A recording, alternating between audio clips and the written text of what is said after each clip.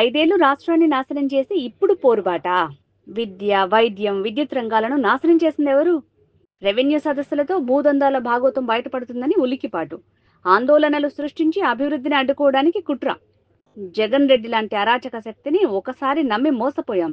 కూటమి పాలనలో రాష్ట్రం అభివృద్ధి దిశగా అడుగులేస్తోంది. జగన్ రెడ్డి అరాచకాలను ప్రజలంతా ఏకమై నిలదీయాలని మంత్రి కొల్లు రవీంద్ర పిలుపు. రాష్ట్రంలో అత్యంత సమర్థవంతంగా ఈ రాష్ట్ర ప్రభుత్వం పనిచేస్తూ ఉంది. ప్రభుత్వం వచ్చిన తర్వాత అనేక సమస్యల పరిష్కారం చేయటం, గతంలో మరి ఈ రాష్ట్రాన్ని దోచుకున్నటువంటి జగన్మోహన్ రెడ్డి అరాచకాలను బయటపెట్టడం, ఇవన్నీ చూసి తట్టుకోలేక ఇవాళ జగన్మోహన్ రెడ్డి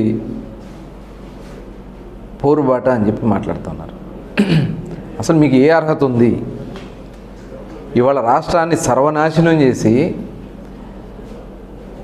రాష్ట్ర ప్రజల్ని నిజంగా రాష్ట్రం విడిచి వెళ్ళిపోవాలనే విధంగా తయారు చేసినటువంటి వ్యక్తి జగన్మోహన్ రెడ్డి.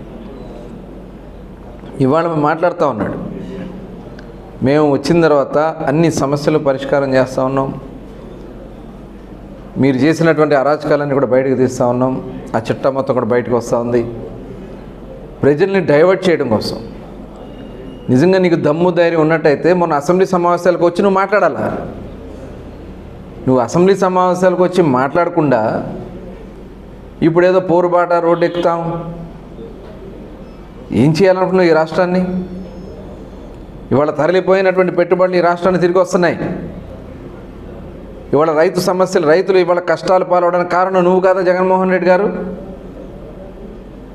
నీ అరాచకాల వల్ల, నీ దోపిడీ వల్ల రైతాంగం కాలువల్లో మొత్తం కూడా పూడికలు లేక మొత్తం తీల.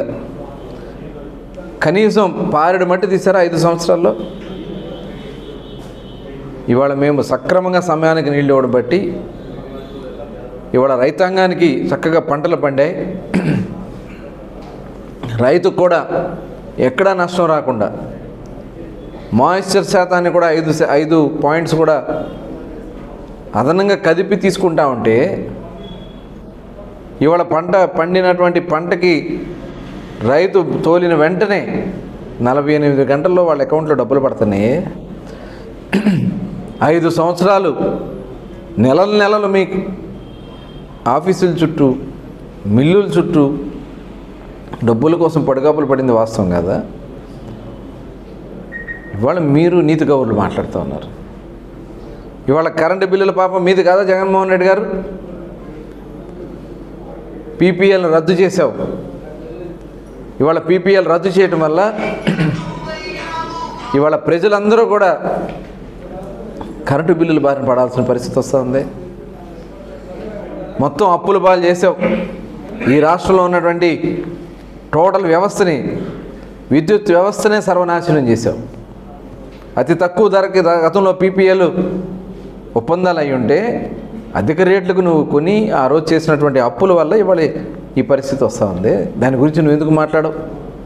నువ్వు చేసిన తప్పిదం కాదా అది? అదే కాకుండా ఫీజు రియంబర్స్మెంట్ గురించి మాట్లాడే అర్హత నీకుందా? ఈ రాష్ట్రంలో విద్యార్థుల్ని రోడ్డును పడేసింది మీరు కాదా జగన్మోహన్ రెడ్డి గారు? అసలు స్కూల్ వ్యవస్థని నాడు నేడు పేరుతో దోచుకున్నది నువ్వు కాదా జగన్మోహన్ రెడ్డి? నువ్వు మాట్లాడుతూ ఉన్నావు. సిగ్గనిపించట్లేదు మీకు?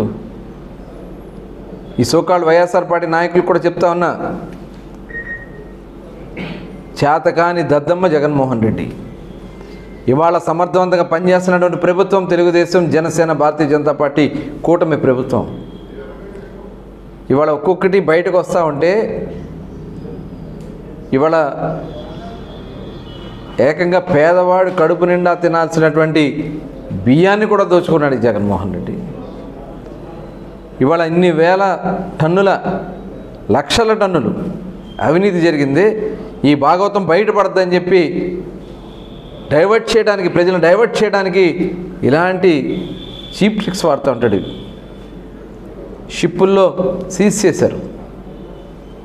రేపు మొత్తం ఆ భాగవతం మొత్తం కూడా బయటకు వస్తుంది. ఇవన్నీ బయటకు వస్తాయనే ప్రజలను డైవర్ట్ చేయడం కోసం ఇలాంటి దొంగ నాటకాలు ఆడతాం జగన్మోహన్ రెడ్డికి మరి పుట్టుకతో పెట్టినటువంటి వెన్నతో పెట్టిన విద్య. కాబట్టి ప్రజలందరూ కొడతా ఉన్నాం. ఇలాంటి దుర్మార్గుల్ని, వీళ్ళకి సపోర్ట్ చేసే అరాచక శక్తుల్ని మనం కానీ ఆల్రెడీ మీరు చక్కటి తీర్పుతో వెళ్ళగొట్టారు. రేపు వీళ్ళని నిలదీయాల్సినటువంటి అవసరం ఉంది. ఇవాళ రాష్ట్రం 10 లక్షల కోట్ల పైన అప్పులు చేసేసాడే.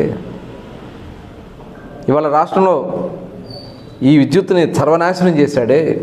పిల్లల జీవితాల్ని రోడ్డున పాలు చేశాడే. బకాయిలన్నీ పెట్టేసి ఇవాళ ఇంటర్మీడియట్ పిల్లలకి మధ్యాహ్నం భోజనం కూడా పెడతా ఉన్నది.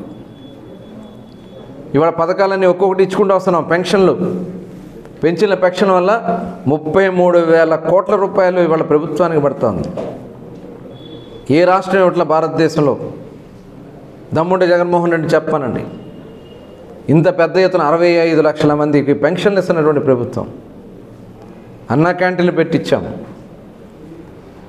ఇవాళ రెవెన్యూ సదస్సులు మీరు చేసినటువంటి తప్పిదాలు బయటపడతాయనే ఈ రెవెన్యూ సదస్సుల్లో మొత్తం మీ దోపిడీ బయటపడద్దనే ఇలాంటి దొంగ నాటకాలు ఆడుతూ ఉన్నాడు. ప్రజలారా దయచేసి మిమ్మల్ని అందరినీ కోరుతా ఉన్నా, ఇలాంటి దుర్మార్గుడిని ఇట్టి పరిస్థితుల్లో కూడా మనం మళ్ళీ రోడ్ల మీద రానిస్తే మన రాష్ట్రం ఎవ్వరూ కాపాడలేరు.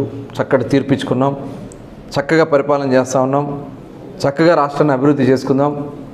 మీరందరూ కూడా సహకరించాలని, ఇలాంటి చీప్ ట్రిక్స్ వాడితే జగన్మోహన్ రెడ్డికి ఆ కింద నాయకులకు కూడా అడ్రస్ లేకుండా పోద్దని కూడా తెలియజేస్తాను.